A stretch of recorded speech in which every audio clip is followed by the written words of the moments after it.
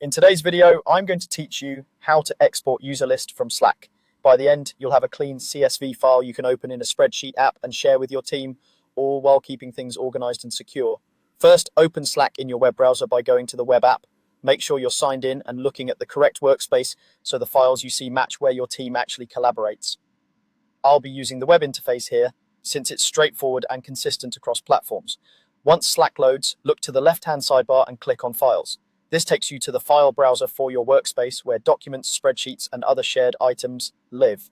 You might see a lot of content here, which is normal, especially in active workspaces. Next, find the file that contains your user list and click it to open the preview. This is typically a CSV or similar document your team has already saved or shared in Slack. If there's a lot of content, it can be helpful to narrow things down using the filters at the top or by scanning for a clear, descriptive file name.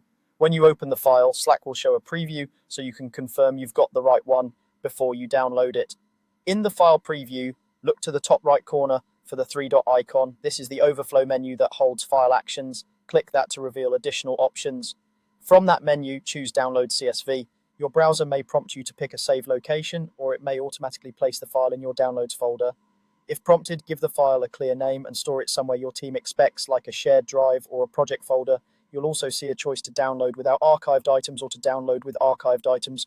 If you only need a current snapshot of your active users, choose the option without archived items. If you're preparing a historical record, an audit, or need to include users who have been deactivated or archived, choose the option with archived items. This keeps the data aligned with your reporting needs. After the download finishes, open the CSV in your spreadsheet tool to verify the contents.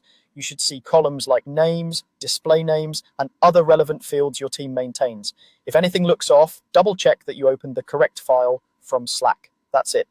You navigated to Files, opened the user list, used the three-dot menu, and downloaded the CSV with the inclusion setting that suits your purpose. Handle the file carefully, follow your organization's data policies, and you're good to go.